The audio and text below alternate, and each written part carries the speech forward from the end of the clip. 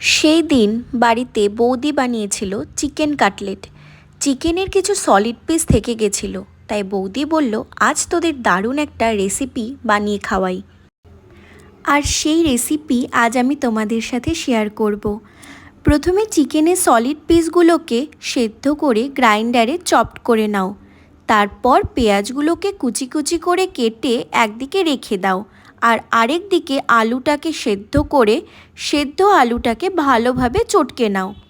এরপর সেই পেস্ট করে রাখা মানে চপড চিকেনটায় প্রথমে কাঁচা লঙ্কা আর রসুনের পেস্ট দিয়ে তারপরে এক এক করে তার মধ্যে হলুদ, স্বাদমতো নুন, চিকেন মশলা, জিরে অ্যান্ড ধনে গুঁড়ো দিয়ে ভালোভাবে মেখে নাও।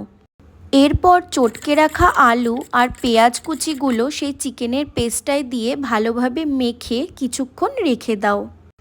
তারপর আরেকটা পাত্রে ডিম ফেটিয়ে চিকেনের পেস্টটাকে কাটলেট শেপের করে সেই ডিমের গোলায় ডুবিয়ে তার ওপর দিয়ে ব্রেড ক্রাম্বস ছড়িয়ে দাও। আর খাওয়ার আগে গরম গরম ডুবো তেলে ভেজে পরিবেশন করো বাড়িতে বানানো চিকেন কাটলেট। খুব কম সময়ে তৈরি হয়ে যায় এই চিকেন কাটলেট, আর বাড়িতে বানানো তো যে কোনো কিছুই খুবই স্বাস্থ্যকর বলেই আমার মনে হয়। এরকম আরও কিছু রেসিপিস তোমাদের সাথে শেয়ার করব, শুধু তোমরা একটু সাপোর্ট করো, পাশে থেকো। আর যারা এইসব তেলে ভাজা খেতে ভালোবাসেন তাদের সাথে কিন্তু এই ভিডিও শেয়ার করতে ভুলে যেও না।